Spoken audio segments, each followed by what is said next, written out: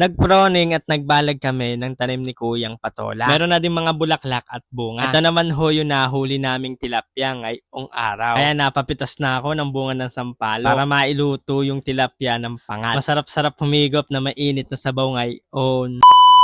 Hi mga katrops, magandang buhay! Hey, sarap magkape ngayon mga katrops. Ay tignan nyo naman, ay blong-blow yung langit pero madaling araw pa yan. Dito ay lumiliwanag na. Kaya bago pa ho lumiwanag, ako'y magkakape muna. Kasi mamamandaw ulit kami ni Itay mamaya. Tuwing umaga sa kahapon kami namamandaw ng uhuli ng mga tilapia at gurame. Habang hindi pa ho lumilitaw yung lupa din ni mga katrops, ay kami muna ni Itay ay mangingisda. Saka na kami magtatanim pag pwede na. Nang nakapagmuni-munit, nakapagkape na at lumiwanag na din. Ayan, dadiretso na kami doon sa may bangka. Sabi ko kay Itay, ako'y maglalakad na lang muna. At kay sarap naman kasi maglakad lalo na't pag umaga ay kasarap mag-jogging din. Pero dahil maaga ho ang trabaho para manguha ng isda ay hindi muna ako makakapag-jogging. Saka na lang. Sa mga gantong view kasi masarap mag-jogging tapos magkakape. Dini talaga kami nahihirapan magbangka mga katrops pag ito na yung amin dinadaanan. Yung medyo may landas lang yung dadaanan. Bago ka pa makarating diyan sa umang Mambabarat ay nakapag-exercise ka na, napawisan na ga. Ayan, meron agad tayong huling 3 isda at diyan naman po sa pangalawa ay meron ho yan 5 piraso. Dahil puro gurami ang huli diyan sa Boborat na isa ay ibabalik ko muna sa lawayan dahil tilapia muna ang aking kukunin. Kahapon ay may nanghingi ng gurame kaya yung mga gurame ay hinuli ko kahapon. Masarap kasing gataan ng mga gurame saka ipapangat. At doon naman sa mga ibang Boborat na walang huli, akin siyang nililipat para magkahuli sa susunod na araw. May huli na ako din sa may ikot ng aking Boborat mga katrops kaya may ulam na tayo at makakalibre na tayo ng pang-ulam. Ako'y mag-iisip na lang ng aming ulam. Ako'y mag-iisip na lang kung anong luto ho ang gagawin ko diyan sa tilapia. Dini ho ay pauwi na kami. Si Itay naman daw yung magsasagwan. Yan yung mahirap pagkalandas laang yung amin dadaanan. Ay talagang kailangan mong bigay yung iyong lakas. At dahil matataba ho yung nahuli namin tilapia, ang naisip ko ay akin na lang ho siyang ipapangat. Sasabawan na lang ho sa sampalo. Nang makarating kami sa Pangpang, ayan, kinuha na ho namin yung amin nahuli. Mag-iingat ho pala tayo mga katrops, lalo ho ngayon ay meron ho paparating na bagyo. Nung kami makauwi sa Kubo ay nakita namin si Inay at sabi ni Inay ay siya na daw magulinis ng aming huli. Madami din naman nangingisda dito mga katrops. Meron din namamana, meron pong namimingwit, may namamarel. Totoo talagang pag ikay masipag sa probinsya ay hindi ka ho magugutom. Tapos magtatanim ka lang ay meron ka pang meriendang kamote, saging. Ikaw na lang talaga mag-iisip ko anong luto ang gagawin mo sa saging. Ay pwede nga siya nilaga, pwedeng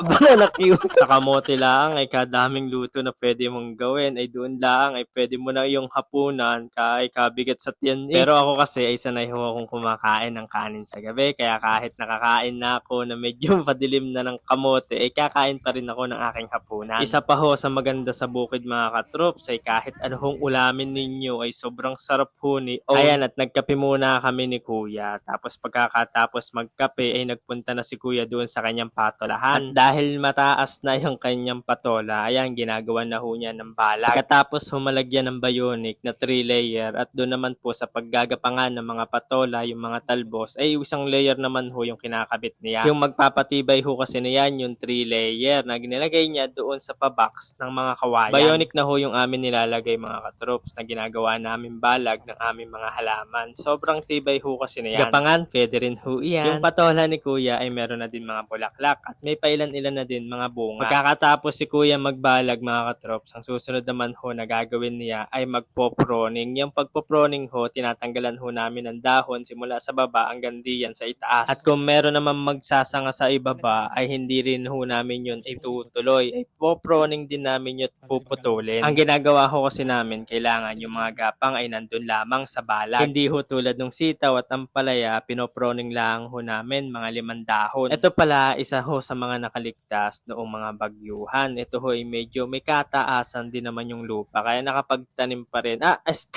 Nabuhay pa rin po yung tanim ni Kuya mga patola. Akin na lang inaabangan magbunga para makapag-miswa na tayo with patola. Mga 1 linggo ay pwede na tayo makapaggulay. Pag naggapangan na yan sa itaas, taas ay sobrang gaganda na yan mga katrops kasi puro bulaklak na ang iyong makikita. Pagdating naman sa bunga ay naglawitan na diyan sa mga balag. Kakalakad ko ay hindi ko napansin ay merong tali. Ayun, muntik pa nga makahuli ng dalag. Namunga na ulit yung aking kamalansi. Ay pag madaming kamalansi ay sadyang kasarap magluto ng sinaing na tulingan. Pero dahil madami ng bunga yung sampalok, kaya ako muna ay magpapangat sa sampalok. Gustong gusto ko kasi talaga namin yung katas ng sampalok na yan. Lalo't lalagay nyo sa sinigang, sa pangat, o sa kahit ano pang pangpaasim na luto ninyo. Ay sadyang kayo sarap niyang sampalok. Ang puno pa naman ng sampalok pag madaming dahon at mga sanga ay sobrang dami din ho niyang magbubunga. Bukod sa bunga, yung bulaklak sa kahoy, yung talbos ng sampalok ay kay sarap din hong gawing pampaasim. Paniguradon talagang mapapawaw ka sa sarap. Yung gadahigop mo ng sabaw ay talagang mawawala ang iyong pagod. Ako'y kumuha na din ng siling ilobio sa kahoy ng siling panigang para mailagay na din sa ating pangat na tilapia. Kinuha ko lang yung pamalakas ang kontalyase tapos naglagay na ako ng sampalok na kinuha ko doon sa puno ng sampalok. Gustong gusto ko din magpapak ng bunga ng sampalok mga katrops, lalo't maasim-asim. Naglagay na din ako ng sibuyas at saka ho kamalansi. Nilagay ko na din yung siling panigang at siling ilobio. Saka ho pampaalat na asin. Saka konting patis na rin. Sabay ilalagay ko na sa ibabaw yung mga tilapia na huli namin ni Itay kanina. Pag pala kami nagpapangat mga katrops na tilapia ay kailangan ho ay bagong huli o buhay yung mga tilapia. Maglalagay na din ho ako ng tubig mga katrops para sa sabaw. Tinry ko muna magluto doon sa baba mga katrops. Gagamitan ko hong panggatong yung hong aking mga kawayan. Doon ko lang nilagay sa balsa yung mga gamit para hindi ho mabasa, para mas maganda ho yung apoy. At magpaparikit na ako. Maglalagay lang ho ako ng mga pira-pirasong kawayan para mas mabilis ho siyang mag-alab. I love you.